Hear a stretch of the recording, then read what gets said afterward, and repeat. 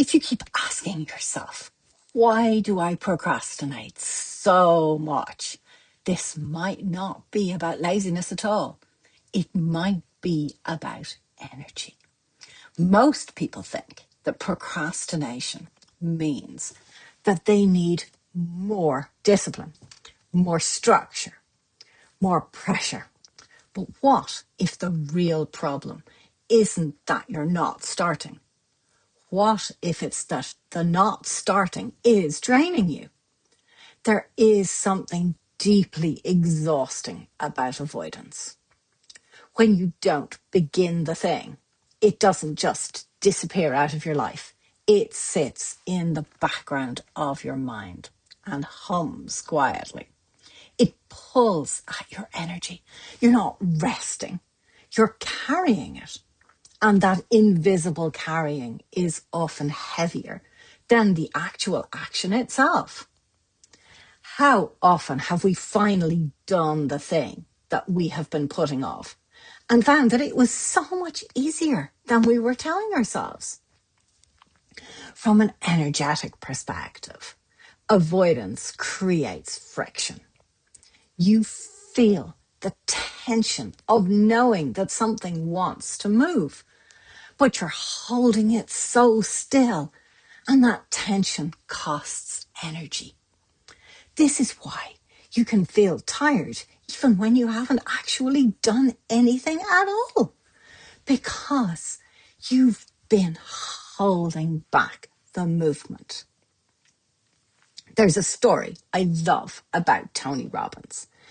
He once said on a video I was watching that trying isn't real. He asked somebody to try and pick up a chair. The woman went over and just held the chair and bent slightly and hesitated. And he went, "No, you're just not doing it." And then she went and she picked it up and he said, "Now you're doing it." Trying is not possible. It's the space between decision and action. And that space is where energy leaks. When you decide and you move, even imperfectly, something shifts. Momentum begins. This year carries fire horse energy. I'm really feeling it. Fire is bold. Horse is movement. It's not subtle energy. It doesn't sit around analyzing whether you're ready. It moves. And when you resist that movement in a year like this, you are going to feel it more. That restless, unsettled feeling. Often that's untaken action. It doesn't mean that you need to rush blindly. It means something inside of you is ready to go forward. Movement creates clarity. Most people wait for clarity before they move. I've been there myself. But clarity often arrives after we start to move. When you take even one small little step, the energy reorganizes itself. Your confidence builds through the evidence that you're creating, not through thought. And something that felt heavy begins to feel lighter.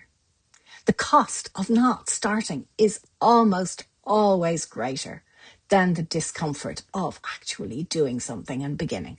Because once you begin, you are no longer carrying potential energy. You're circulating it. And that circulation feels alive. So if you've been procrastinating, ask yourself this: what am I actually avoiding?